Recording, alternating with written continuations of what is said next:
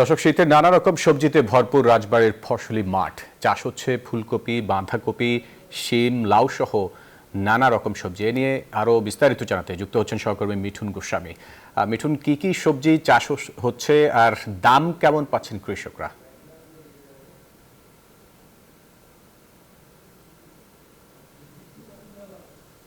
ফয়সাল, আপনাকে ধন্যবাদ। আপনি যেটি বলছিলেন, রাজবাড়ী জেলা যেহেতু কৃষিপ্রধান একটি জেলা, এ জেলাতে শীতের মৌসুমে কিন্তু নানান ধরনের শাকসবজির আবাদ হয়ে থাকে। আমি এই মুহূর্তে রয়েছি রাজবাড়ী সদরের বানিয়াবহ ইউনিয়নে। আমার পিছনে দেখতে পাচ্ছেন একটি বাঁধাকপির ক্ষেত। এখানে কিন্তু কৃষক তার কাজ করছে মূলত এই সবজিটি কিভাবে যত্ন করা যায় এবং সেটি বাজারে তোলা যায়। এই কপিটি কিন্তু আগামী 20 থেকে 25 দিনের মধ্যে বাজারে আসবে। এছাড়াও আমরা কৃষি বিভাগের সঙ্গে কথা বলেছি, তারা বলেছে যে চলতি বছরে রাজবাড়ীতে 2980 হেক্টর জমিতে এখন অবধি কিন্তু এই শীতকালীন সবজির চাষ হয়েছে।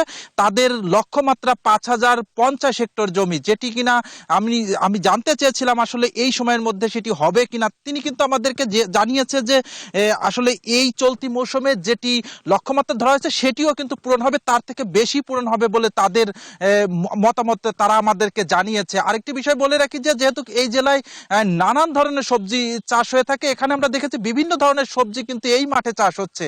মূলত রাজবাড়ী থেকে এতটুকুই ছিল আমার কাছে কৃষি বাজারের খবর। ফয়সাল। মিঠুন, আপনাকে ধন্যবাদ আমাদের সাথে যুক্ত হওয়ার জন্য।